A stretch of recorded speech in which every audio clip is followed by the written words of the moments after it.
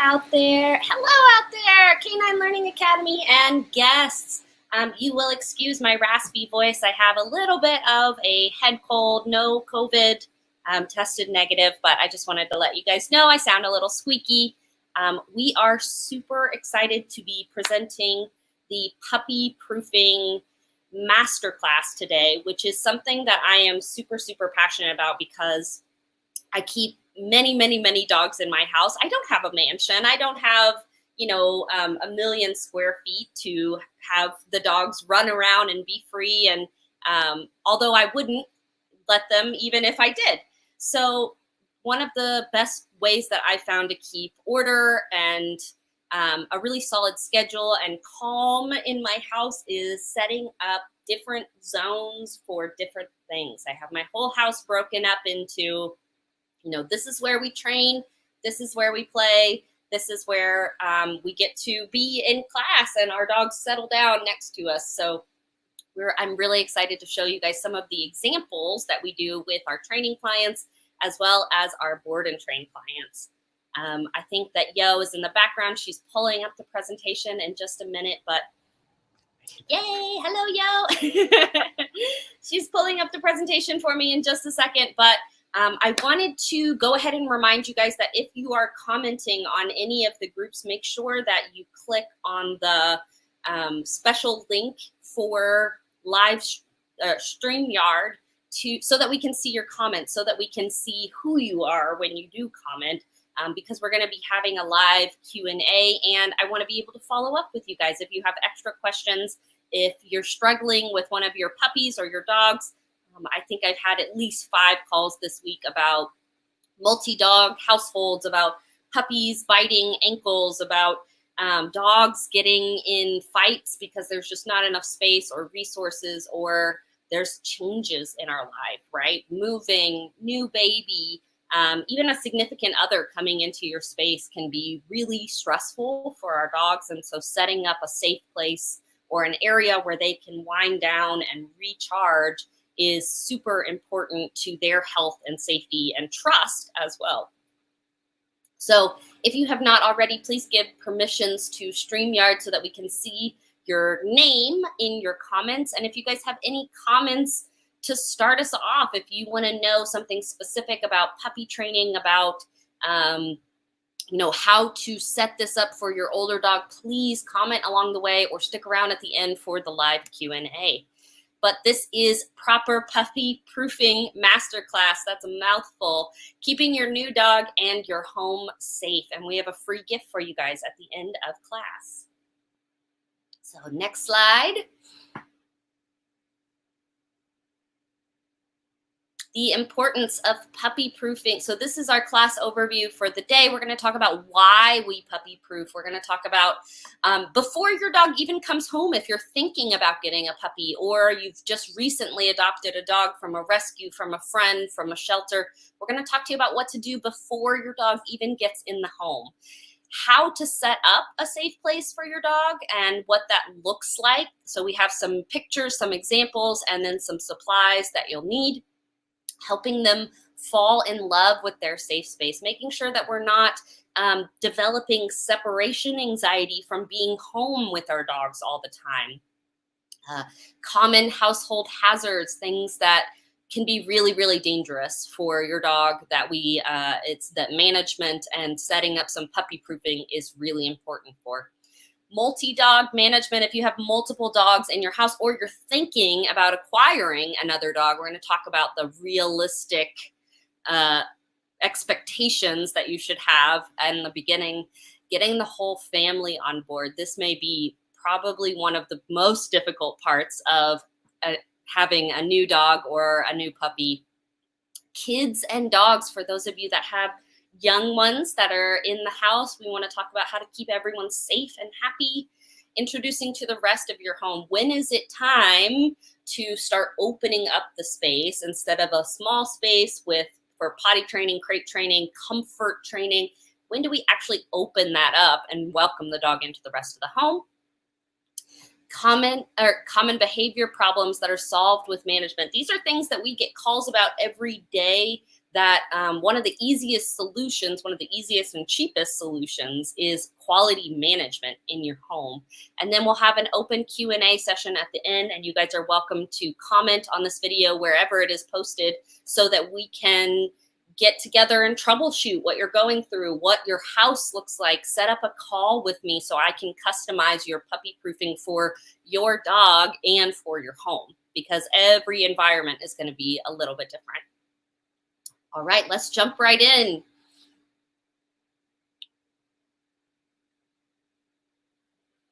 All right, I am Julie Fryman. In the background, my amazing tech partner here is Yo Armendariz. Do you want to say anything, Yo? I'm just like talking for you. Yeah, I mean, I'll jump in really quick. I'm really excited that you put this together. I mean, it's not just for puppy parents, but it's for, just like Ashley is taking Peanut and, you know, bringing a dog, any dog of any age, into a new environment, even if that means you're visiting your family or you're going on a short little weekend getaway. That is all a new environment. That all requires the same information, setting up a new place. And there is a strategic way of going about it. And a lot of it's got to do with understanding the dog, understanding what you want to bring in. So I'm so thankful that you're putting this, use this quite a bit going forward, as spring is now here. There's a lot of new puppies arriving. We're getting a lot of calls time. On yeah, it's puppy time this time of year. Yeah. So our but beautiful do us a helper favor. dogs. Oh yeah, go for it. Real quick, guys, if you are watching this live and you have a new puppy or new dog, please just drop in the comments, say, yes, I am. Let us know. We'd love to just kind of connect and see who is here live. All right, I will leave it all up to you, Julie. I'm right here behind the scenes. Yes, Yo is my amazing tech guru. I threw a bunch of stuff at her this morning and she is crushing it. So thank you so much, Yo, for helping out. These are all of our certifications, but the most important thing that you need to know is that we both really have a passion for continuing learning. We love to bring tools in from trainers all over the world that maintain our force-free and positive reinforcement and science-based training goals. So you can look through the Karen Pryor Academy is a great one if you're starting out in dog training, or you want to be the best pet parent that you could possibly be. We also work with a lot of reactive dogs that are overreactive in public, barking, lunging, maybe even separation anxiety or resource guarding. We're going to address some of those things in this workshop today, but also wanted to introduce our staff dogs down here at the bottom. Yo and I both have two dogs. Mine are Opal and Cooper. Hers are Bentley and Bandit. And I will tell you that both Yo and I practice what we preach. So our homes are set up in the way that we're talking about in this masterclass. So we know that it's effective. We know that it works really well because it worked for our dogs and it works for the hundreds of dogs that we host for board and train, or even just short-term boarding after they've graduated our programs. So we're excited to bring you this information to help you out and to keep some order and calm into your home during this big transition period. All right. The importance of puppy proofing, and you can see the beautiful little Bandit here, and, you know, settled down in his comfy home with his snuggle puppy. Yeah, it's such a great photo of him in a real life situation, right? He is 2 years old. No, he's a year. He'll be one next 2 weeks from now. He'll be his first birthday, and I've got a big, huge surprise for him. He is just now one in, we have had many adventures with little Bandit, but also I want to let you know that he's very small. And so we still use puppy proofing in our homes, our setups, our travels, especially because he's very small and we don't want him to get hurt. No matter how well behaved he is, we don't always know what's going on with another dog, or accidents happen, right? Even a small step for this guy can end up in a major vet bill. So talking about why we do this in our homes and hopefully in yours as well. Next. So if you have a puppy or you're bringing home a puppy, I want to let you know it is never too late to get this set up. This is so important. If you have a puppy we're considering a puppy under 6 or 7 months, it's easy potty and nap schedule training. One of the things I find when I go into other people's houses is their dogs are running around. They have so much space that they're constantly overstimulated. So they're finding things to steal. They're jumping on the furniture. They're playing with each other. If you have multiple dogs in the house, it's very difficult for your dog to stay on track when they have unlimited space and unlimited overstimulation. So we want to start off small with our puppies, meaning setting up the safe space that we're going to talk about here in just a second, and set them up for success from day one. Don't let them have full space if they're not potty trained. Dogs don't know, they don't come programmed knowing where they should go to the bathroom and where they shouldn't. And a lot of dogs that are from breeders may have experience going inside because they're kept in a pen or a whelping box indoors. So we want to help them make that transition as they come to our home and be really specific. Know where you want your dog to go to the bathroom and specifically take them from their safe space to the bathroom from day one. If they never practice these behaviors, they won't continue, meaning the chewing, the stealing, the jumping, the biting. Who here has had a puppy that has been a straight land shark? One that has left scars or bloody marks on you or your family's arms or legs? This is a real problem that we get a call about all the time. And my first question is, where do you keep your puppy during the day? Most of the time when puppies are left out and about, they get tired, they get fussy, and then they start to do puppy things like bite really, really hard to get your attention. So we want to nip that in the bud from day one. Don't allow them to cause this painful scratching and scarring on your skin. Set them up in their own area with the correct things to chew on from day one, and you won't have to worry about your grandma who has really thin skin, or your cousin who runs around and screams when the puppy is over. If the dog has their own space, we can make sure that they don't practice doing all of these things over and over. So puppies eat, bite, and jump on everything. This is true of all puppies. And I know a lot of people bring home that beautiful 8-week-old puppy and they are so chill and they sleep in your arms and they're just wonderful and perfect. But I promise that doesn't last.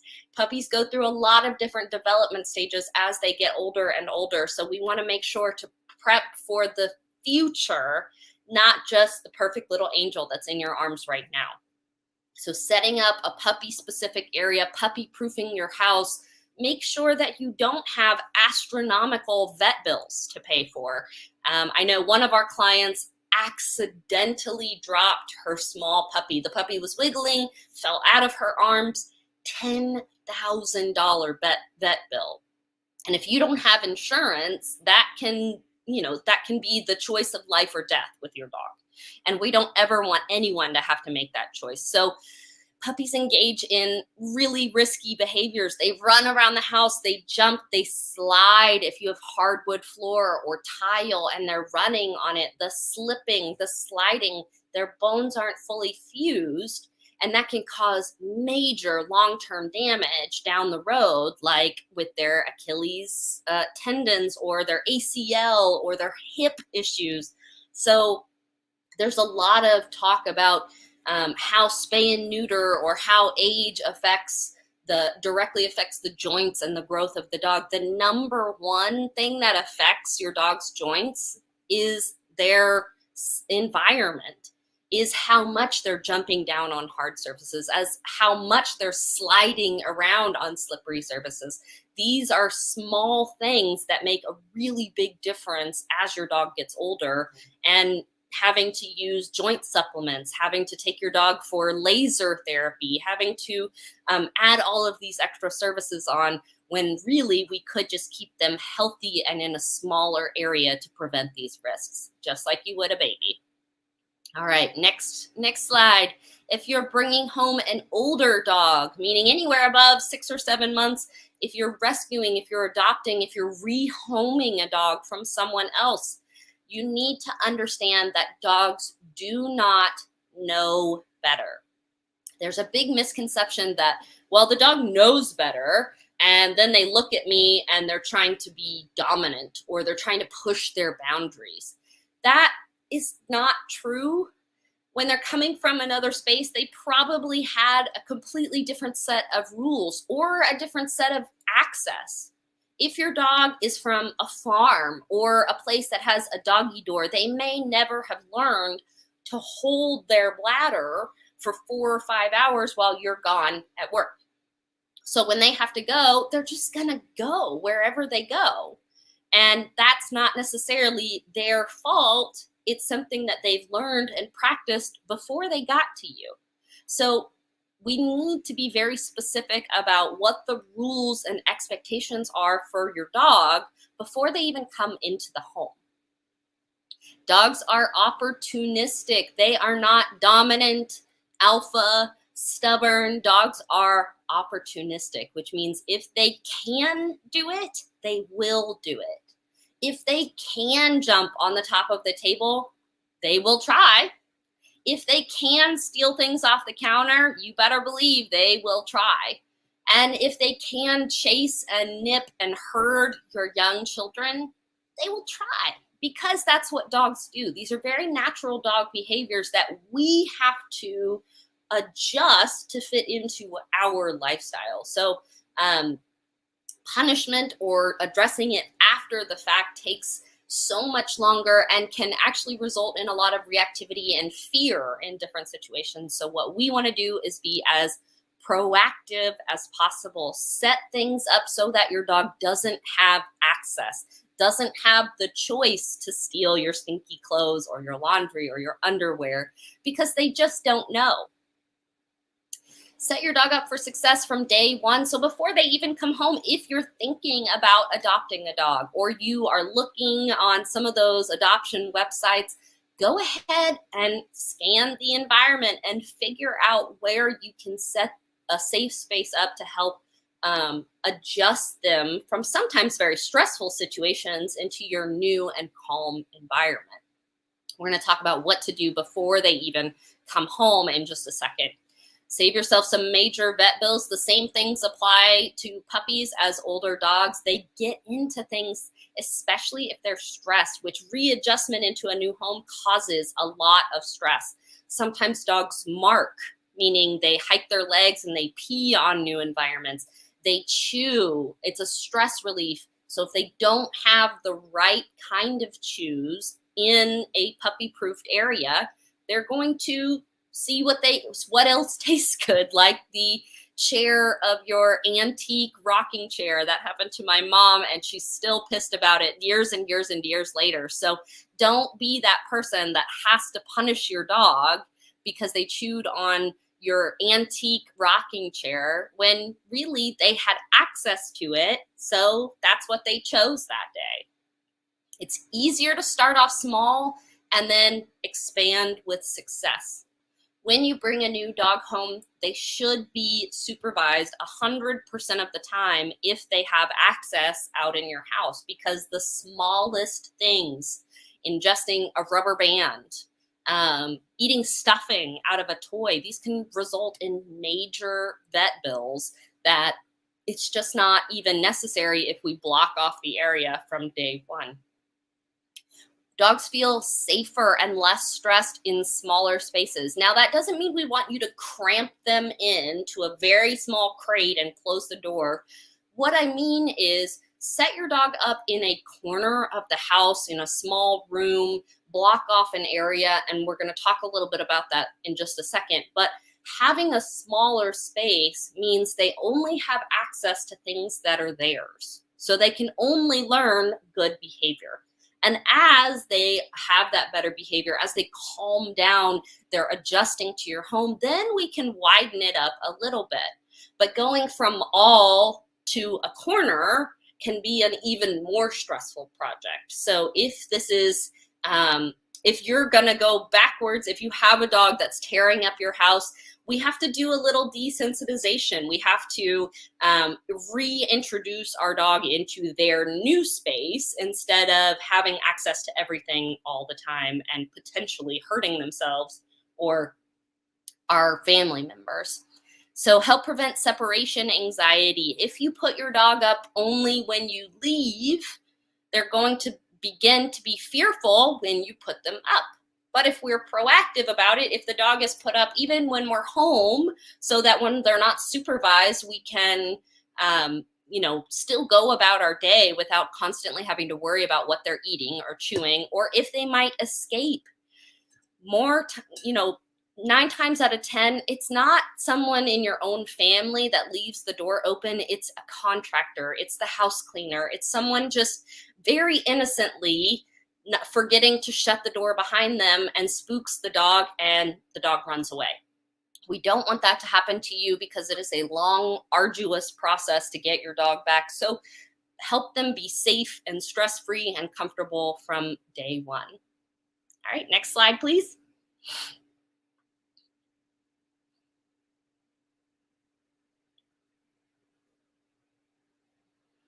So prepping before they even come home. This is my Uncle John and his brand new service dog, Cowboy, day one. This is the very first day that he brought him to me all the way from Indiana, I think was where we got the dog. And he had never had a young puppy before. He had had older dogs that had come to him in different times throughout his life, but he'd never had a baby puppy. So he came to me wanting to know, how do I set up a home for a puppy who's straight from the mom? How do I potty train a puppy? How do I make sure that they feel safe in my home with my kids and my family? So we're going to talk about the steps to making sure you're prepared before your dog even comes home, if you have that benefit. If you already have the dog in your home, that's okay. We're going to talk to you about how to set it up. But if you have the ability to prepare before they even come home, take that opportunity to make your space as safe as possible. Next.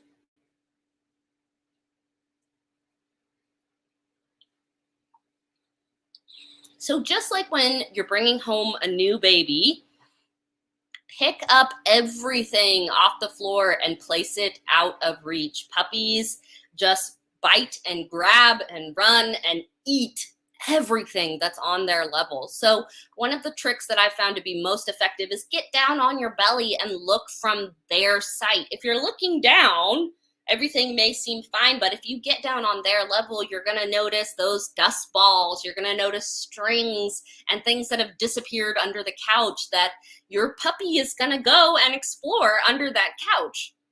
So use baby locks for low cabinets. A lot of smart dogs, especially with big noses, will figure out how to flip your cabinets open. So taping them or getting those special baby locks can help them from getting into poisonous things like your cleaning supplies, like your medication, like all of these things that can be really toxic and possibly kill your puppy. And we definitely don't want that to happen. So make sure your gates and pens are tall enough for larger breeds. If you have a boxer, don't go and get a 2-foot puppy fence. Go ahead and get the 4-foot one because those guys are major jumpers, right? They have extreme power in their back legs. So go ahead and just get the tall fence instead of having to upgrade 2 or 3 times throughout their lifetime. Or if you have like Shibas or especially Huskies, make sure that the gate or pen is tall enough that they can't jump over. And if they do easily jump over, then we need to come up with an alternative solution like using a bedroom or possibly a crate if it becomes an issue. Have a trainer do a walkabout. Call me. We're going to talk about how to get a hold of us at the end of the day so that you guys can have me help you do a setup in your home. That's a free gift to those of you that are here today. Is a call with me to walk through your home, no matter where you are in the US or around the world, to make sure that we're looking for the right things and picking up everything that could be potentially hazardous, even things that you haven't thought of. Trust me, I've heard horror stories about just about everything. So I want to help you get all of those hazards up and put away before your new dog comes home. Tape and remove electronic cords. So computer cords, your gaming stuff, all of that should either be taped, like secured to the wall so that it's not wiggly, because all of that wiggle looks like a fun chase game. They're going to go and chomp on it, electrocute themselves. So either tape it to the floor and the wall, or unplug and put those cords up high if your puppy will be in that space. So this is only if your puppy's going to have access to the computer room, to the kitchen, to the wherever you're setting up your safe space. We just want to make sure that cords and electronics are placed up higher than usual and out of their reach, because if they can chew it, they will chew it. Shoes are stored or placed up high. This is something I find with little kids, especially, that kids' toys and kids' shoes become the most desirable thing for a young puppy because they're stinky, they're smelly, and they look just like a puppy toy. So if you have kids, make sure that their stuff is stored. It's either put away in their room, in their closet. You have, instead of an open shoe rack, maybe you have buckets for the kids' shoes that you can put up in the closet. Whatever it is, we want to make sure that those things don't become puppy toys, because as the dog gets older and bigger, that's only going to result in more chewing or potentially ripping things up. And we all know how kids are about their stuff. They don't want to share. The dog doesn't want to share. We don't want to introduce a constant chase game. And then potty station setup. Know where you want your dog to go. Ditch those potty pads from day one because they feel like carpet to your dog. So it can be really confusing, the texture for your dog to feel a potty pad and then a carpet. We might have some accidents in that transition mode. Go for it, yo. Yeah, I just want to jump in on potty stations, on where to place those potty stations. It's really based on the size of the dog and what that's going to look like as they get a little bit older. So a lot of times I'll suggest, if they have a very small dog, very small bladder, they're not going to be able to hold it as long. And if the pet parents plan on going back to work full time, maybe more than 5 hours at a time, then the indoor potty station is a really good choice. There's a lot of stuff out there that looks kind of like in this image, where it's a plastic case with a synthetic grass, just an artificial grass, and having 2 or 3 of those that you can clean regularly is a really good way to go about it. So that's something that we do in our board and trains. That's the kind of questions we're going to ask ahead of time, and then we'll set that up as that puppy's potty station. Another thing is, if you're having to go through a 4-story house, or, clear across a mansion to get to the potty station, most likely you're going to get accidents, because the goal would be is the dog would run to the potty area or walk to the potty area. And if it's too far away, then they might not make it. So you might need to rethink about where you're placing your dog in their contained area, their safe area, and the potty area should be really close by so that they can ring the bell, the door opens, and they can go through. All right. That's my 2 cents. No, super, super valuable. Like she said, we do this for families at least 100 times a year. We go into their home, we evaluate the space. We talk about, this would be a good place for the crate. This would be a good place for the safe space, to make them feel like they're part of the family.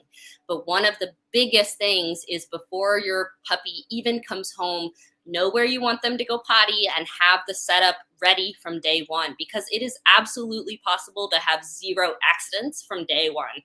I do it all the time with puppies that come straight from the breeder with 0 accidents in my home, because I follow a schedule, I have things puppy proof, and I know where they need to go right away.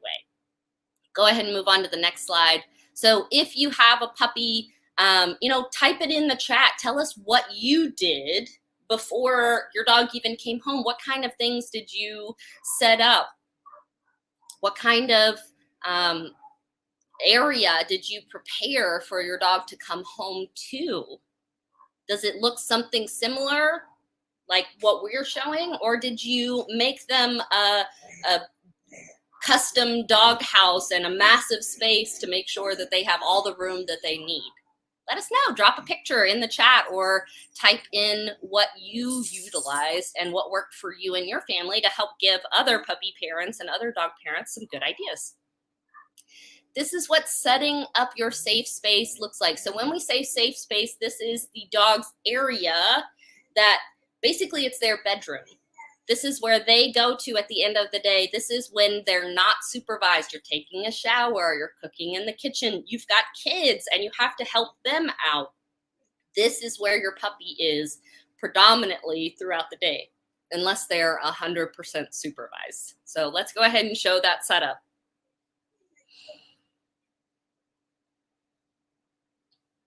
So where to set up your safe space? So these are a couple of examples that this is my actual kitchen. So I have a very small apartment, so I get to split things up the way. This is my giant 90-pound doodle, and he is the sweetest boy in the world, but his giant bear paws are the size of most puppies. So I can't just let them co-mingle on the chance that he might accidentally step on a paw. He's looking at me like, I wouldn't do that. I might step on a paw, or he might even lay down and squish a dog's leg. So a low traffic area. So we didn't use our kitchen very much back then. We do now, but having it out of the way, somewhere that you're not constantly walking through. So not right by the front door, or maybe if you guys always play and watch TV and all of those things in the living room, that might not be the best, calmest place for your puppy to settle down during the day. Low traffic area, make sure it's cool and relatively quiet. It doesn't have to be silent. We don't need, to block out all sound. We just don't want major, big noises, kids screaming, pots and pans dropping, exercise equipment, any consistent noise, a fan, the TV, those are okay. We just don't want sudden and loud noises near their safe space, so that we can help encourage them to rest and calm down throughout the day. And ideally set it up against a wall or in the corner so that they don't have to worry about what's behind them. It can be very scary for a dog to be exposed to all four sides. So we want to be able to back them up to a place where they feel they can see everything that's coming at them, to really calm down and feel comfortable in that situation. So Lola has an extra large crate here. It's actually backed up into a corner. You can't really see the corner, and most of the time it's covered with one of these sheets so that all of the extra stimuli when she's trying to nap or sleep, or there's lots of people walking by outside, a lot of times we would just cover her up to help her sleep and rest and recharge, instead of barking, lunging, jumping, crying, doing those things that are going to keep her up longer and actually exacerbate her bad behavior outside. So use a gigantic crate. If you're potty training a puppy, you can always use dividers to keep it small so they don't go potty in their space. Use exercise pens. Those are just big wire or plastic gates that you can block off into sort of like an octagon shape. A lot of breeders use them for the puppies to move around. If you want to know what one looks like, please feel free to message or call us. I'll send you a link. These can be really, really effective if you have a small space. If you don't have a lot of room in your house, instead of blocking off an entire room or an area, just create a little pinned area so that they can feel like, oh, this is my bedroom, just like you have your bedroom. Or use a gate to block off a specific room of the house like I have here. Some of the drawbacks of each of the spaces that you choose is that the dogs, especially puppies, might chew on things. So having an X pen that goes all the way around will prevent them from chewing on the baseboard or the corner kitchen counter and things like that. So if you try a space like you see here in this picture in the kitchen, and the dog starts to chew, that's just information. Don't get upset. Don't get stressed. I mean, the dog doesn't know any better because you've put it in their space. You basically go, okay, my dog's mouth is on fire. Let me pick another spot, and you try again. So Yep. it's okay to not have it right the first time. The other thing about a crate, some dogs will pull a blanket all the way through. So putting something on top that's like a cardboard box so that and then putting the blanket over can help prevent. So whatever's going on, whatever you're looking at this going, well, I tried that and it didn't work. If that's where you're at, think a little bit more, like go, how else can I prevent this? Okay, moving the blanket a little wider, moving the crate over to another corner. So there's lots of ways to keep working on on a room. We see this a lot with children too. You'll put two kids in a room, you put the beds all together, and then you notice at 2:00 in the morning they're fighting. So you're like, oh gosh, you go back in there, you restructure it, and you do something Is this different. a story from your past, yeah, with the two boys? Well, I mean, yeah, mostly, yeah. You're gonna talk about multi-dog household, but it was Yeah. like I always had to be with one, but I did have to separate the kids into different areas, and so that one I could hear all the time, the other one I gave a little more space. So it is very much the same. And like she said, it's trial and area. If a crate isn't right for your dog, don't use a crate. Use an exercise pen, use a gate, use a big bedroom if you trust them. They're a little bit older. It's all up to the comfort and stress level of your dog and the space that you're in. So trial and error is the best solution. All right, let's go to the next one. What's supposed to be in the safe space? All right, setting up a safe space for your dog means providing a comfy bed or some blankets for them. If they're a puppy, I recommend waiting on the comfy, squishy beds because sometimes those become accident spots. So if you have a brand new puppy, maybe getting some towels or some old blankets that you're okay with washing and bleaching so that if there is an accident, it's easy to clean up. You can see little Finn we took here camping with us in San Diego. So this is not our house. But the first thing we did was set up a safe space for him so that he didn't cause us extra damage that we would have to pay for because we were in an Airbnb. Fresh water available at all times. It used to be a very common thing to remove the water at night, but that has shown to actually mess up a puppy's potty cycle. So as much as possible, leaving a fresh water source available if they are playful, if you have a digger. Lots of different breeds love to full on just make a mess of these tiny standard bowls. Get some heavy ceramic bowls. They're easy to clean and they're harder to knock over. Or they're water bowls that can be attached to the X-Pen. There's things that they'll have like a little extra attachment right here so you can mount it on the gate or the pen or the crate so that they can't just flip it over and play in their water all day. Enrichment activities. Oh yeah, rolled up laminate floor. This can also be good, especially if you have a puppy with stomach issues. We can't always control what our puppy's tummy is going through, and there are going to be accidents and, unfortunately, poop explosions is what I call them. With babies, we call them blowouts. With puppies, I call it a poop explosion. And sometimes they eat something weird. They come with parasites. There's worms. We want to make sure that we don't ruin the floor that's underneath. So setting out blankets. You can go to Home Depot and get a laminate floor or a cushy waterproof kind of bedding that you can put down so that it's easy to wipe up and get rid of so that we can continue on with health and safety. Enrichment activities are going to be different for every dog. And it's going to be different at different times in their life. Some dogs like to rip, some dogs like to dig, some dogs like to jump.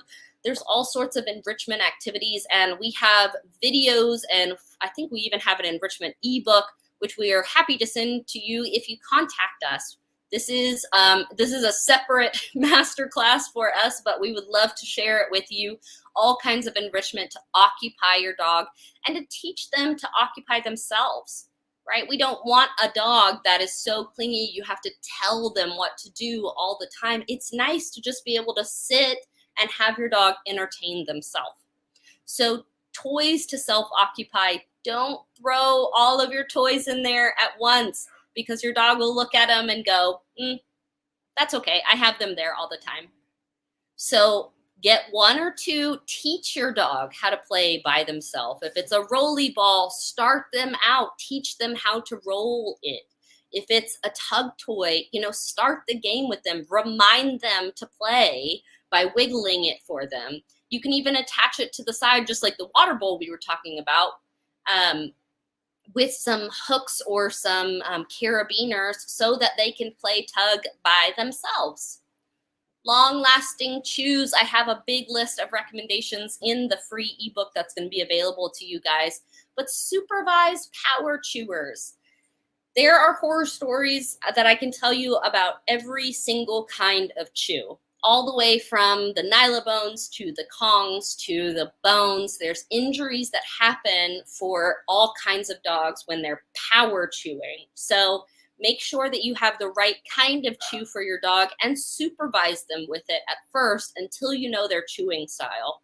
If they're a light chewer, you can probably leave them alone. You can walk away for a little while and trust them to independently entertain. But if you have a power chewer, get some pet insurance, because bones can get stuck. I've seen sticks get stuck in dogs' mouths. I've seen dogs ingest kongs because they ripped the hard plastic, which I didn't even know was possible. So if your dog is motivated to do it, they will do it, especially if they're not feeling well or they're stressed out. So always supervise them at first, and then you can leave a little bit at a time so that they can enjoy it by themselves. I keep special treats for just the crate training or for just the safe space. So every time they walk in on their own, every time they're telling me that they're tired and I need a rest, I need a little independent time, I'm going to toss a couple of treats in there to let them know that's exactly the kind of communication that I want. I want my dog to, instead of biting and growling and jumping on me when they're tired, I'd like for them to walk away and tell me that they're tired. Can I go in my safe space? Can I go in my crate?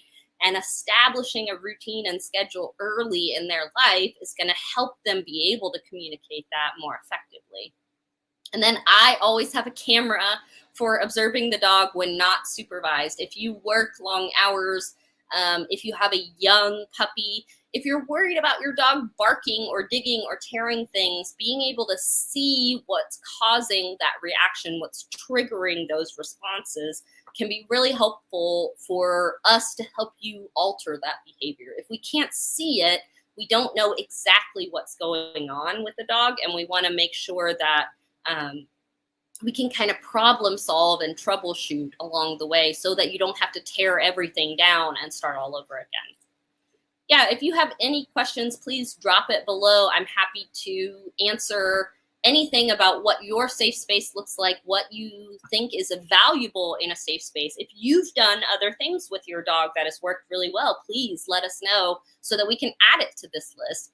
And this list is also available as a checklist in that free ebook at the end.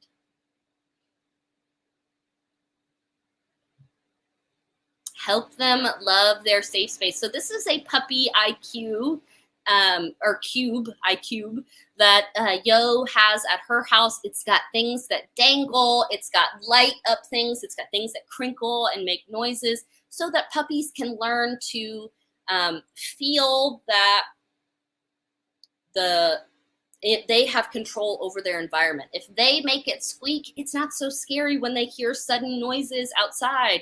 If things crinkle or make crunchy noises, a lot of times that'll excite them into more play so they can control that environment.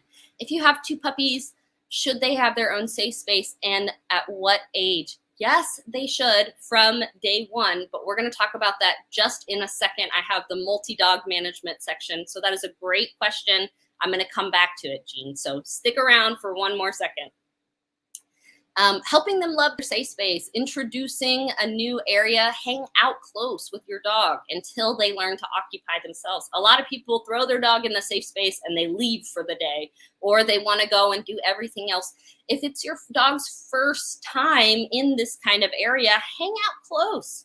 You know, watch TV with them, comfort them through the gate. Say, hey, bud, it's okay. I'm still right here, because most puppies were just separated from their moms.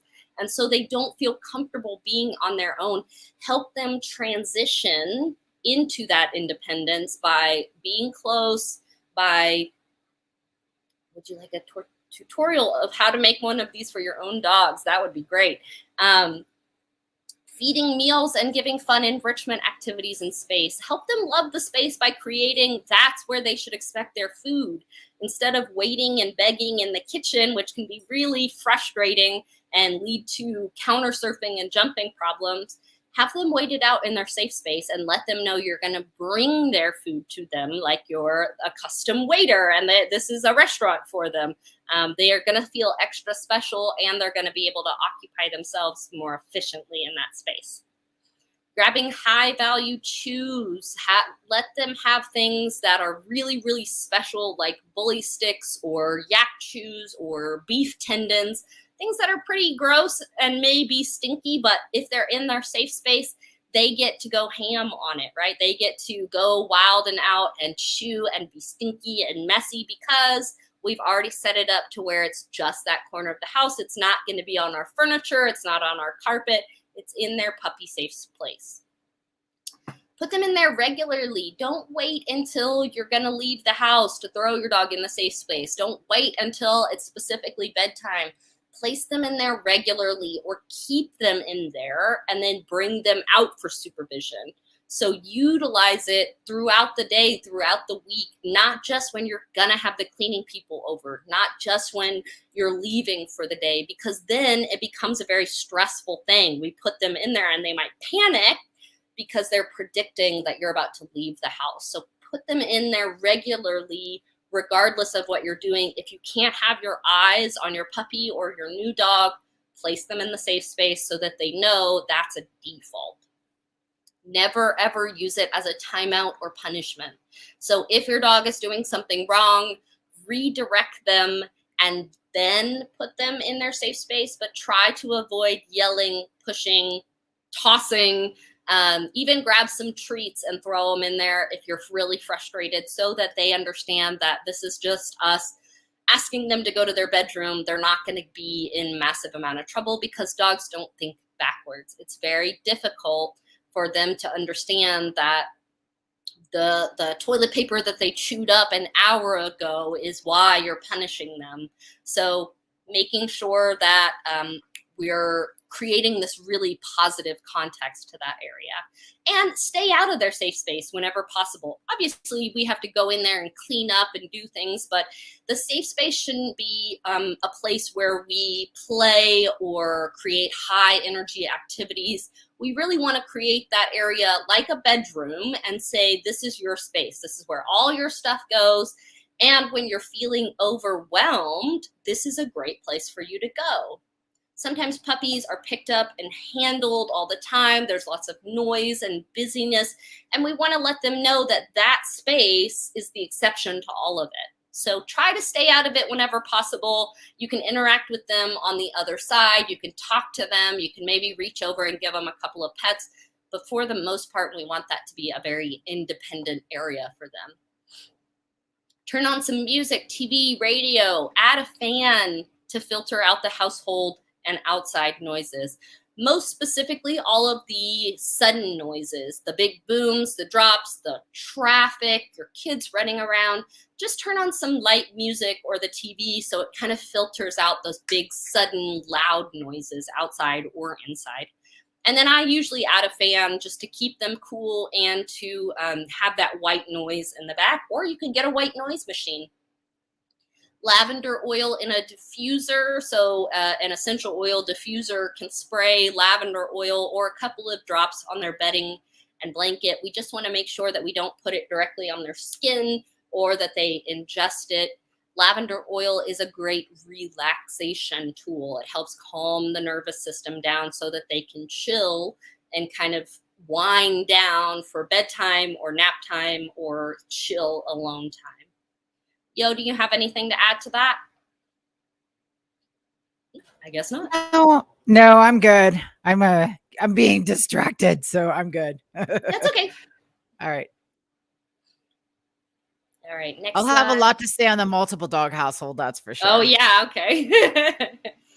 Common household hazards. So things that we hear about on a weekly basis that can hurt, harm, or possibly kill your dog. We want to make sure that these are managed, that everything is puppy proofed and put away before your dog ever has the chance to make a mistake. So let's go to the next slide and we'll talk about those.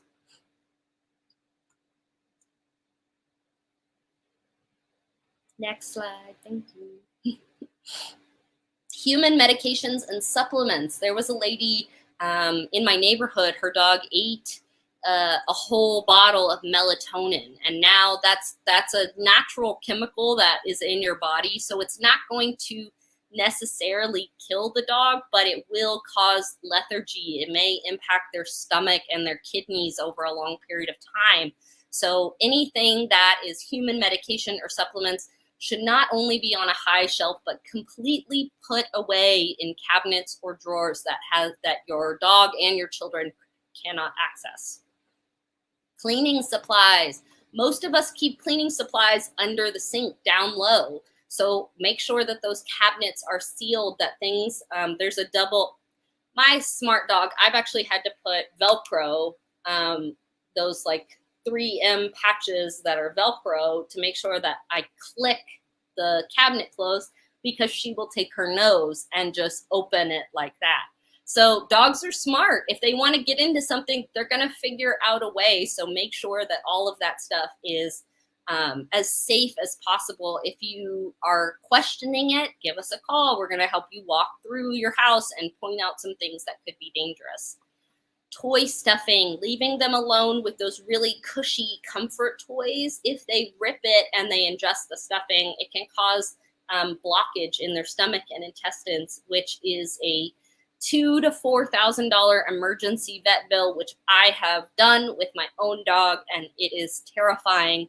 Luckily, sometimes it passes, but sometimes it can cause some serious trauma, and they have to go in and open your dog up.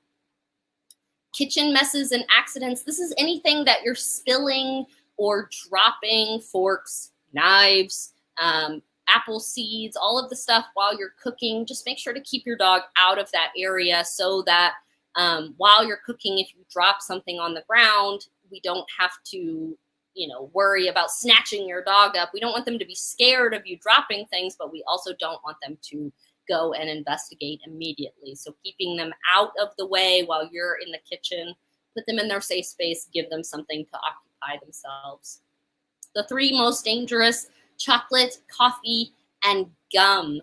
Gum has artificial sweetener in it, and it can really damage your dog's liver, and it's an almost immediate trip to the emergency vet. So please be careful with these things, especially around the holidays. We have Easter coming up, right? Chocolate and candy and gum and all of those things are probably in your Easter basket, so make sure that your puppy is put up and out of the way so they do not have access to these things.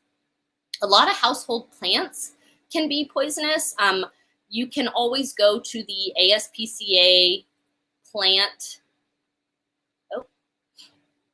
You can always go to the ASPCA poison control website, and they will give you a full list of which plants are safe for which animals. Sometimes cats are allergic or they're toxic to a specific kind of animal. They actually walk you through every kind of plant and the animals that it directly affects.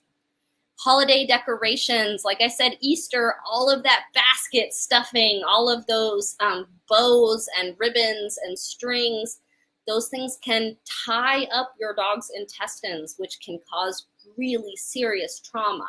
So please make sure that they're picked up, they're put away before you allow your dog access into other areas, because that can be really serious. Even plastic eggs, if they break them and they get something sharp in their mouth, it could cut their mouth or their inside. So for a full list and the number for poison control, make sure to download our free ebook. I have a list of toxic foods as well as this list of dangerous, potentially hazardous things to look for when you're puppy proofing your home in that ebook, as well as aspca.org.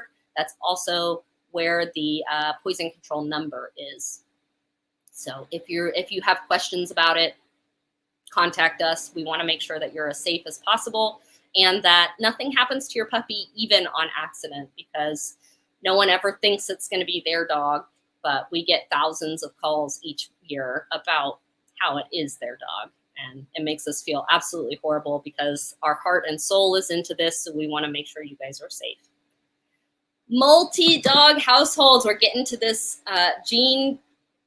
Multi-dog households, having more than one dog in your house. These are brothers right here. These are twin brothers that have come home together. This was Romeo, and I don't remember his brother's name. Sunny. Sunny, that's right. You want to go over why you set them up this way?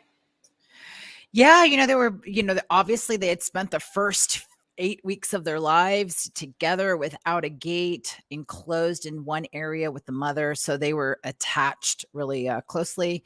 So when we bring 2 dogs home from the same family, from the same litter, we want them to be as close as possible, but we want to start to move them farther and farther apart, especially if these 2 puppies are going to 2 different homes that would never even know each other.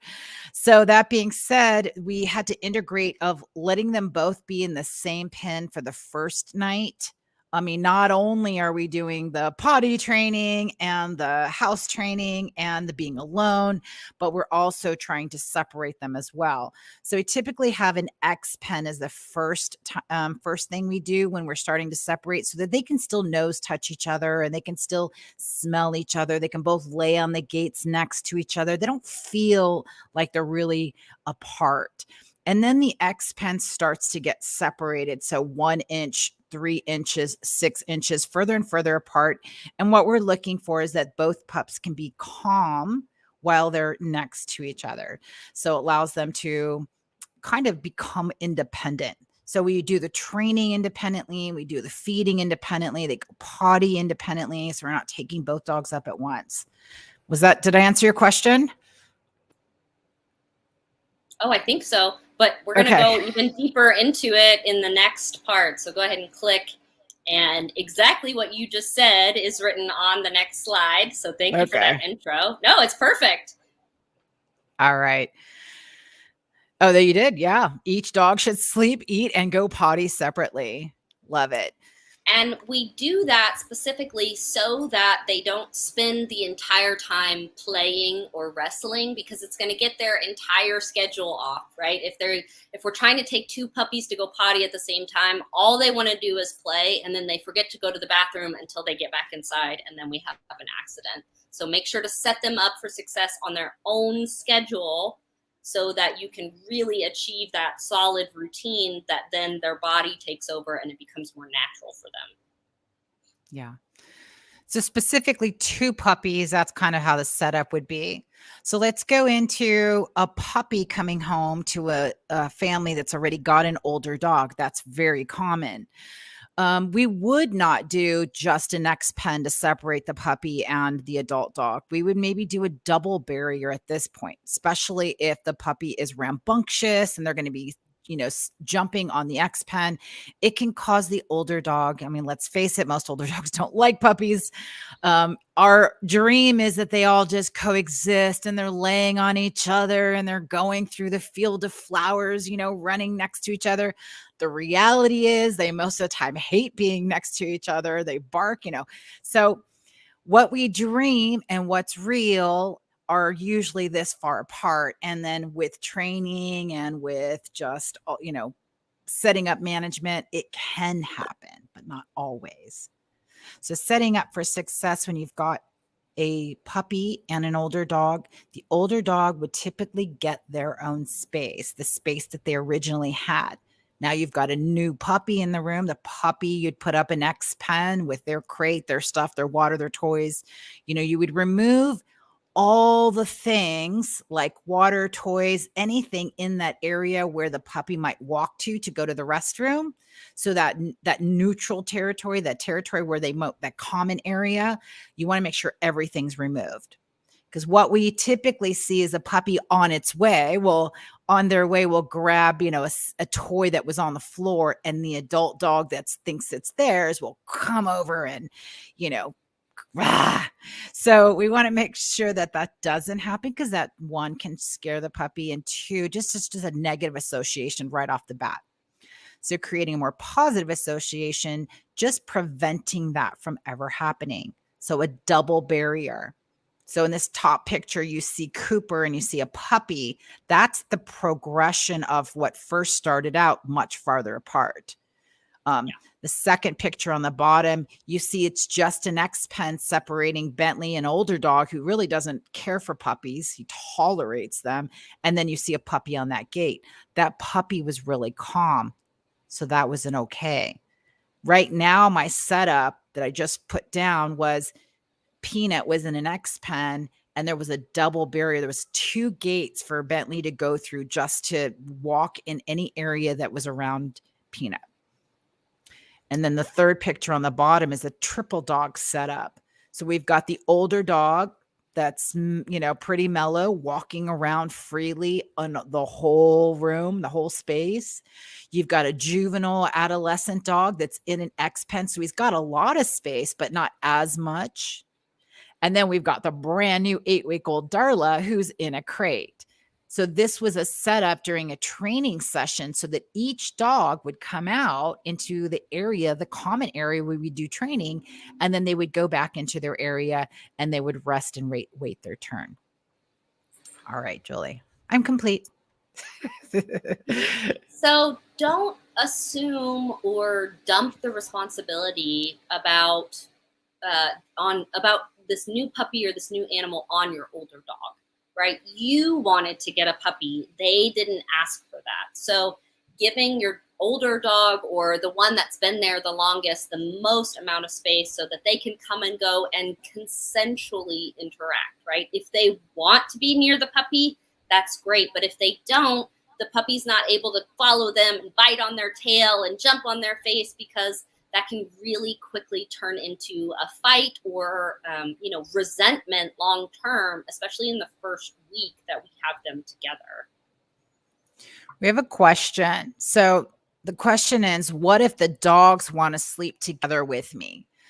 And that is the goal. That's the dream, right? That's your dream. And it might even be the dog's dream, whatever that is, that's the goal. But you've got to go through the steps to prevent any of the issues that could happen before you reach that goal.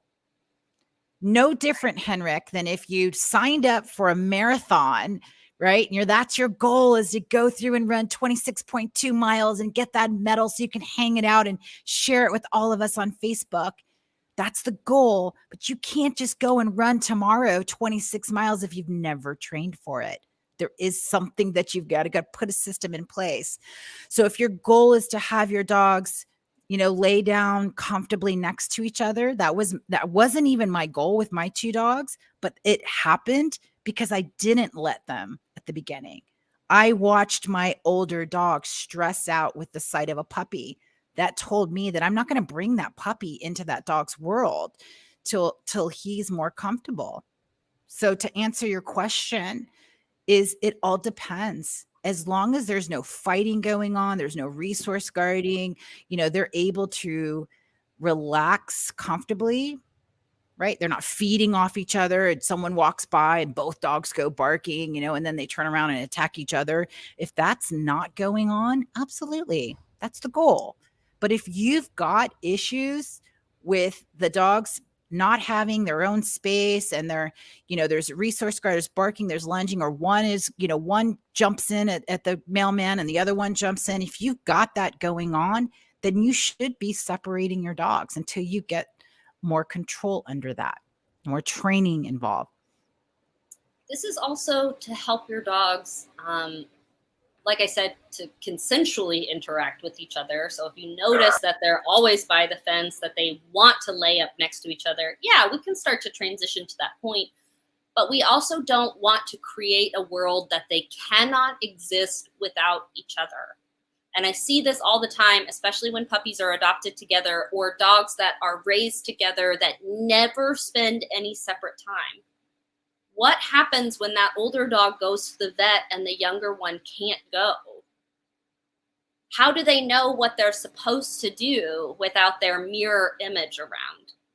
So creating this separate space, it doesn't just set them up for success in meeting each other, it creates independent identities Because if they're constantly dependent about, well, I'm only going to follow or mirror what that older dog is doing, they're going to go through a really serious grieving and depression process when that dog isn't there for any reason. It could be you splitting up with your significant other. It could be they have to go to the hospital or have surgery and be weeks without their brother or sister. But don't let that be the biggest stress in your dog's life because they've spent every waking second together. Let them eat separate, let them sleep separate, let them go to the potty separately so that they create an independent identity. And once that identity is established, then we can integrate our dogs in together. But we don't want to create a unit. We want to create different dogs because you got them at different times of your life. They might be different breeds. They might be different ages. Even puppies from the same litters have different enrichment needs and different exercise needs and different affection needs. So instead of seeing them as one unit, we need to treat them like they're two individuals, and giving them the space to grow and develop in that way makes sure that we're not creating this separation anxiety from each other. So that's my big spiel about why we want to separate them initially, especially. Get the whole family involved. Jonathan reached out to me about 3 weeks before he got his puppy. And this is his dad on the right side, his sister on the left. And this is a family project for them. They discussed, like, I'm going to get a puppy, but they all work different hours. So they worked it out that there would be someone home and supervised all the time. But when you have multiple people taking care of your puppy, we need to make sure that everyone is on the same page. We're doing the same things. We're using the same words. We have the same routine. Otherwise, they're going to act very differently with each person that's in the household. So if we want to establish consistency across the board, and I just love this picture of them. They all look so happy. This was day one with their puppy, and they're so excited for the possibilities. All right, next slide. Get everyone on the same page. Consistency is critical during the adjustment period. You have the opportunity to create the perfect schedule for your lifestyle if you're doing it from the beginning. Manage the dog to keep human interactions consensual. And what I mean by that is especially young puppies are picked up and grabbed and pet and kept awake and played with nonstop. And that can cause a lot of frustration, which leads to biting and barking and whining and running away. So if the puppy is in their safe space, we talk about everyone leave the puppy alone. You're each going to get individual time with the puppy. You have so much time, but they also need space to want to interact with you instead of being forced to. My favorite part of this list is prevent other family members from reinforcing bad behaviors. This is 100% what I dealt with. When I first had my puppy Opal, I lived with my parents because I had broken my foot and all these other things. And no matter what I said, don't pet her when she's jumping. Don't look at her when she's barking. Oh, well, she's our daughter. She doesn't know what she's talking about, right? I could have a PhD in dog behavior and my parents would still see me as their daughter, and it's no big deal, and we'll just do what we want to do. So making sure that we all agree on the rules, that everyone is on the same page. Make a schedule and post it on the refrigerator, on the dog's crate. Make it really, really clear to everyone in the family that we need to be a unit. We have to all be on the same page, or we're going to create chaos in this dog's life. It also keeps your new dog or your puppy from chasing, hurting, or nipping at high-risk family members, like if you have a grandma or grandpa in the house with thin skin, if you have someone who has to use crutches or in a wheelchair, we don't want the dog to be hurting them while they're trying to just get through the living room.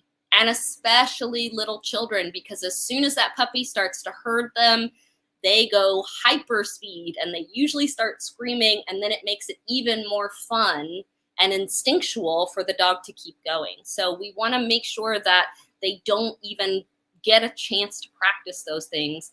And it gives your kids and other family members the space to live out their life. We don't have to change every part of our behavior just because we have a family. That's why the puppy has their own space.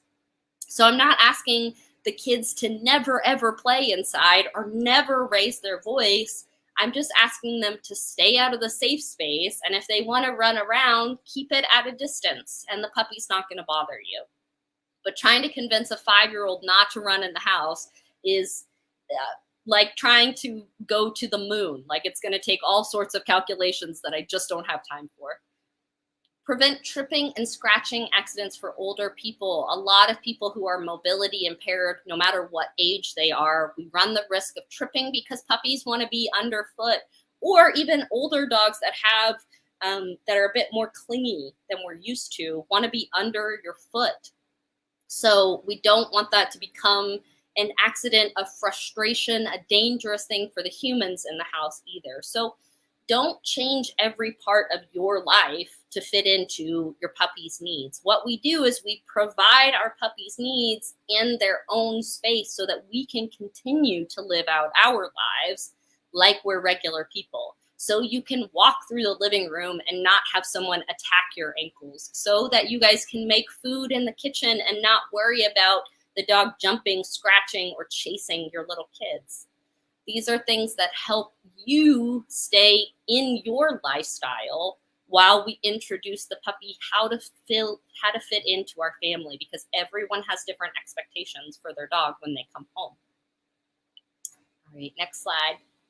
If you have any questions about how to get your family on the same page, if you need an authoritarian to come in and whip you guys into shape, if you really want this to be explained to the whole family, give us a call. I do more family therapy than I do anything else, just getting everyone on the same page, making sure that we're doing what's best for the puppy, but also being able to live your life instead of trying to manage every part of your life to fit into the puppies. Kid safety around dogs. Now, this is crucial if you have kids under the age of, I would say, like 14 in general. 14, 15, they usually get a little more bold and independent, and they're able to kind of take care of themselves. But when we have kids around dogs, never, ever, ever leave them together unsupervised. If you cannot supervise, then the kids shouldn't be even near the safe space. That's where the puppy gets left alone and the kids are off engaging in other activities. But please supervise all interaction with kids and puppies, because just 1 second can end up causing trauma for the rest of their life. Keep kids out of your puppy's safe space. Let your dog know that this is their safe space. So as they get older, if they want to get away from the kids, if they're feeling overstimulated or bothered, they don't feel the need to lash out at the child. They just walk away and put themselves up in their safe space, right? So it really gives them a chance to have better communication than resorting to barking, lunging, biting to get the kids to leave them alone. We want to teach them that that is their safe space and no one's going to bother them in there. Kids screaming and crying may escalate dogs' behavior. This happens all the time. You know, a puppy scratches or bites. We had it the other day, and this little girl, I mean, I swear she screamed bloody murder. And just from a little puppy, nip, something that happens every day with a puppy, but she just lost it. And so, of course, the puppy thought it was a game because it's high-pitched and squeaky, and they don't know what crying is. Sounds like an animal, so they want to continue to chase and play with them, and that makes the kid more scared. So make sure that they, if they're fearful, if you can't trust them to be quiet and calm and still and not be angry with the puppy when they do puppy things, we're just going to keep them separate. Separation allows kids to engage in natural fun. Like I said, I'm not trying to stop your kids from having fun in their life. I don't think that they should stop running or screaming or being silly and wearing costumes, But if they're going to do those things, then the puppy or your dog is put up in their safe space so that the kids don't have to worry about what that's going to do, whether it's going to scare or overexcite this other dog. Jean, yes, I do have an ebook that I will be sharing with you guys that has all of this information and more, and a checklist for how to set things up, as well as a poison control number and more details about our programs. So we will definitely be giving you that link at the end of this presentation. Thank you so much for asking. Early childhood trauma results in long-term fear or reactivity, and that's the same for puppies or dogs. My dog is terrified of children because they run at her full force with their hands out trying to grab. So that has become backing up and barking, which sounds and looks very scary because she's a big dog. I don't want them to be scared, and I don't want the dog to be scared. So let's make sure that there's never a chance for an accident that could hurt either one of them. Teach your kids to never interact with your dog while they're eating, chewing, or sleeping.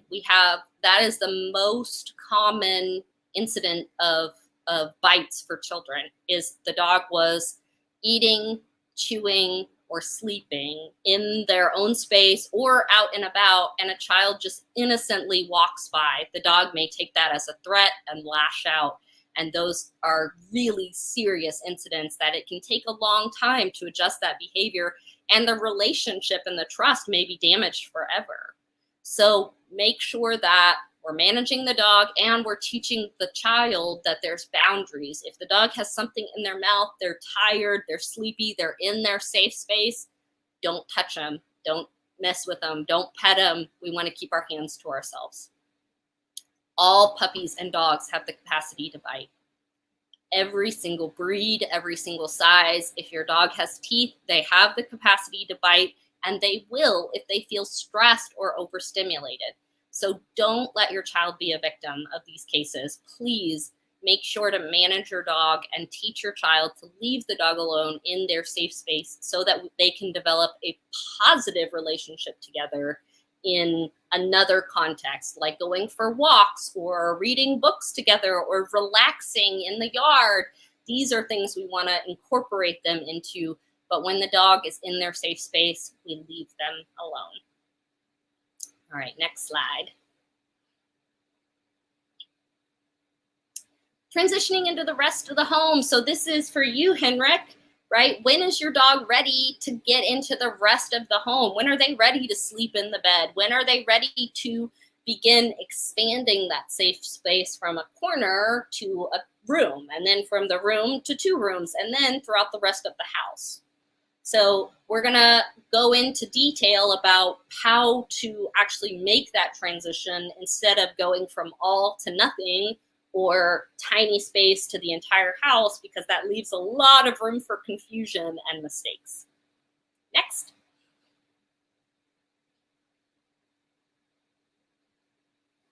So slowly introduce your pup to the rest of the house. There's no rush, right? We don't have to go within 2 weeks.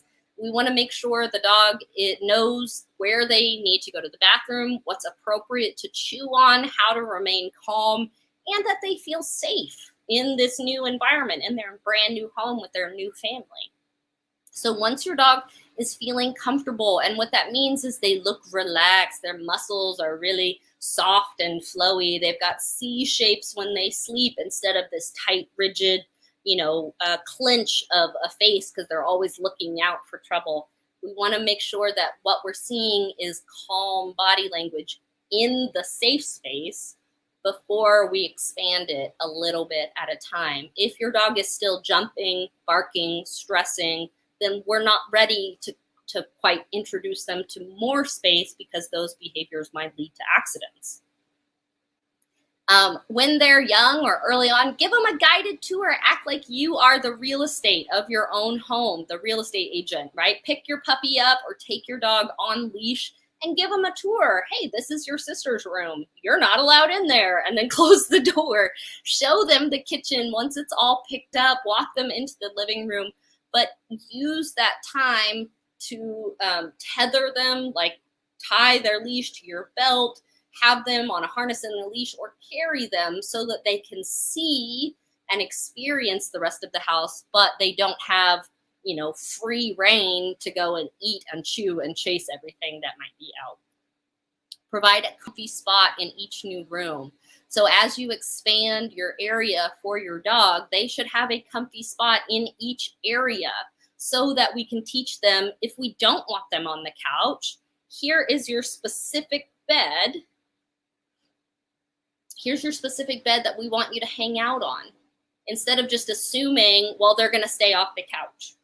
No, teach them that this is your spot and this is my spot and we can hang out here together. Or have a mat that you lay down right outside of the kitchen. If you don't want your dog in the kitchen, have a comfy spot right outside, and that's where they get to enjoy a little bit of freedom in the house. But tether them to you, or 100% supervise if they haven't had time and trust in that new area, because we don't want them chewing on expensive or irreplaceable items. My family has traveled all around the world, and there are lots of things that you can't replace. There's pictures and there's mementos and there's letters, and somehow those are always the first things that your puppies destroy. So keep your valuables, your irreplaceable items safe by constantly supervising and even tethering, just meaning with their harness and their leash, tie them to you or tie them right next to you. Each new area that they're in should be picked up and puppy proofed, right? You're getting down on your belly. You're looking out for those hazardous materials. You're thinking like a puppy. Could I open this? If I jump, so those handle, like the flat handle doors, think about how your dog could hit that and escape, right? If those are installed in your house, I see it all the time. The dog nudges it and opens the door and they're free. So walk through each space before you start adding more area to your dog's space, and make sure that it is puppy safe regardless of their age. And then prevent accidents associated with stairs and jumping on hard surfaces. These are major impact injuries that can cause real joint damage in the long term, especially if you have a puppy, because their bones aren't fully fused. So they will, jump up on tables and then jump down on the hardwood floor, or launch themselves off the stairs because they're brave and they've never experienced bad things before. So they're going to try, but we don't want that to be the straw that breaks the camel's back. We don't want them to end up with a paw or foot, because not only is it a major vet bill for you, then you have to keep them still. You have to manage them. They can't go on walks. They can't be a puppy because, they're injured. So we want to make sure that none of those accidents turn into long-term development, problems later on, because they didn't get to be socialized because they were hurt. They couldn't go outside for walks because they were injured. Henrik has a great statement here. Everything you say can help prevent the dog from becoming reactive when it gets older. Absolutely, because reactivity is often based in fear and, ill-established communication. So if your dog is feeling stressed or they don't feel safe in a situation, they may choose to bark and lunge and lash out. But if we teach them that they have their own safe space, instead they can walk away. A lot of dogs don't know that they have that option, or they just don't have that option, so they feel like they have to take care of it themselves in that moment. That can cause some really serious behavior problems later, and that's a lot more expensive to fix than just being proactive and having your management in place. All right, let's move on. That's my beautiful Cooper when he was a puppy. Preventing common behavior problems. This is Opal Blossom, and although she is a CGC, she has been through many training programs with me, I still put up a gate at the door when we've got things coming in and out. We've got cleaning people, we're moving here in a month. I want to make sure that nothing scares her to where she would rush out, because we just don't know how dogs are going to behave when they're scared, they're fearful, or they're stressed. So next slide.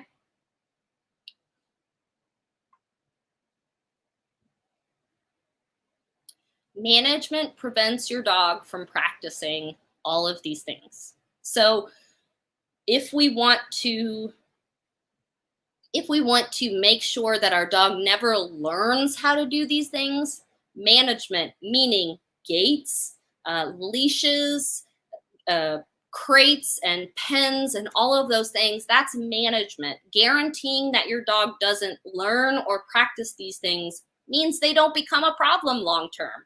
But if we're waiting for the problem and then going backwards, it takes a lot more effort and time to kind of go back and fix these problems or change the behavior.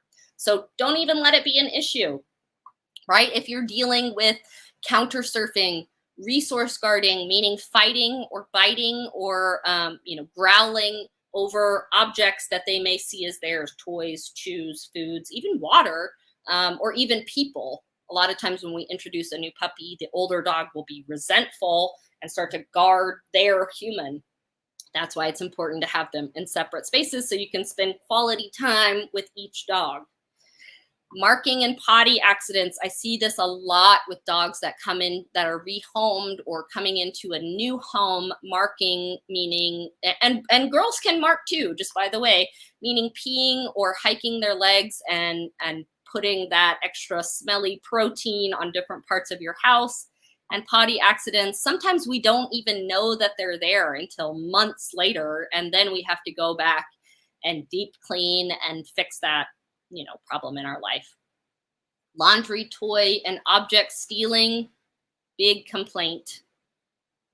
And as you saw with Opal, front door rushing and escaping. I'm not worried about her rushing at the front door, but like I said, it's always one person that happens to leave a door open or forgets to lock it. So don't take that chance with your dog. Setting up all of this puppy proofing and management things can really help you keep your dog safe and make sure that long term we don't have any issues. We're setting them up for success. Thank you guys so much. This is the information if you want to book a call. Yo has posted the puppy proofing ebook that I've made for you guys, which includes a list of toxic foods as well as the animal poison control number. Feel free to share with your family, with your friends, with your clients. If you're a trainer and you're viewing this, we're happy to give this information to anyone. If it saves or prevents one accident, I think it's all worth it. So set your dogs up for success. Make sure that you have fun puppy proofing and preparing for your new dogs. And if you have any questions, go ahead and post them now. We'll stick around for a little bit, or you can contact us later on, set up a call, and I'm happy to go through anything that you want to go through, including a video tour of your home to check for potential hazards. All right, well, let's jump in for a little bit. I got like a 5-minute stop. I got to run and get in my car, and I know that I'm controlling StreamYard. But if there's any questions that are burning and you really want to get those questions answered live, go ahead and do so. If you need some time to process, this was a lot of information. A lot of information. Well done, Julie. If you need time to process, that's totally okay. And come back and, it's going to be in the Facebook group. It's also up on YouTube. As soon as you click the link for that book, you're going to get an automatic copy of that book that you can download. You'll also get an email one day later with a copy of this, but it is already up on our YouTube channel.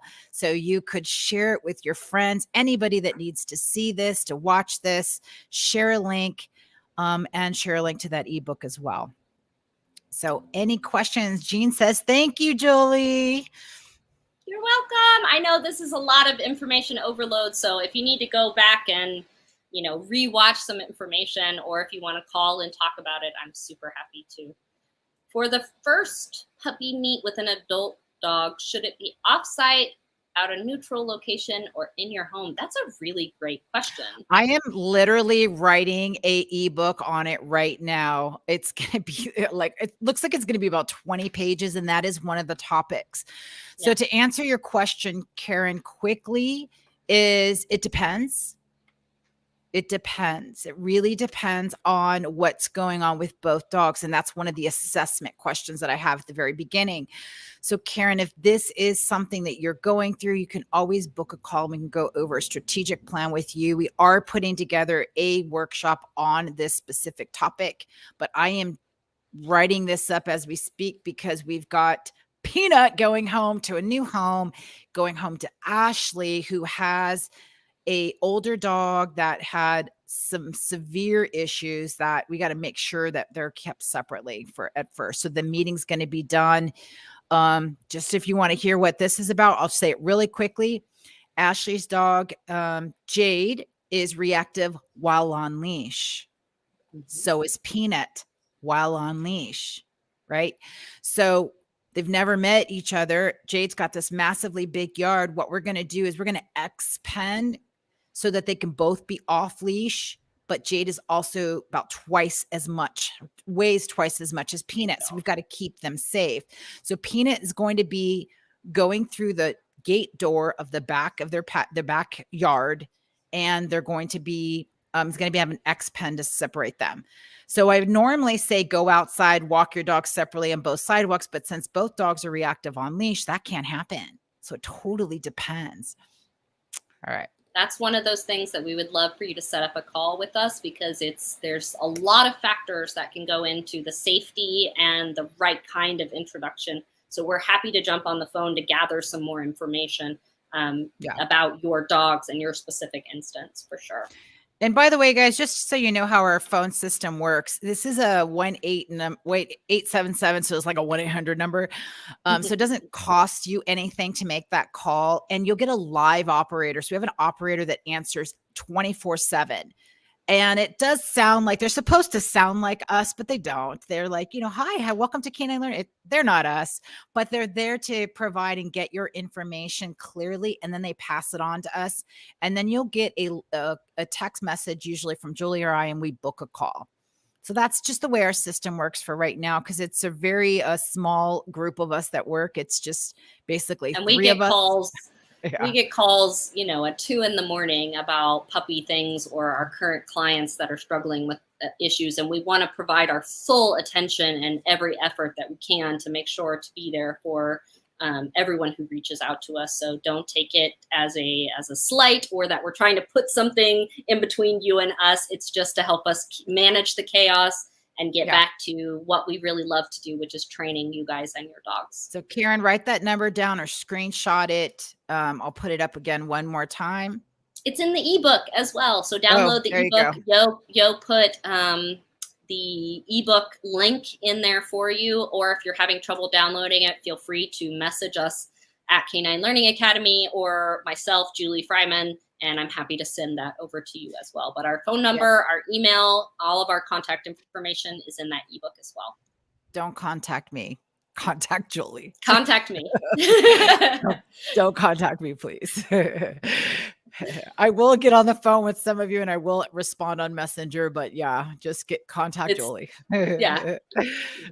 All right, guys. Thank you guys so much for coming. I hope that you got a lot of information out of this. If you are watching this later, please feel free to comment. I'm going to be going in over the next couple of days and answering and replying to more questions. So if you didn't get a chance to hang out with us live, still drop your questions in there and I will get back to you whenever I'm looking into them.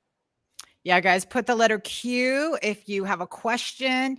If you're watching the replay, then you'll want to put the replay hashtag on there so that we know that you are watching the replay, and we'll go in and say hello and all of that. The link to get your ebook is there, as well as if you download the ebook, you're going to get an email the next day that's going to give you a link to the recording of this live on our YouTube channel. A lot of things moving on, but you have lots of different ways to get this information and to provide this information to anyone in your community that might need to hear it. All right, guys. Thank you so much. Have a wonderful rest of your day, and we will see you again, I'm sure, in the next couple of days. Stay tuned. Have a great time puppy proofing. Well done, Julie. I'll chat with you later.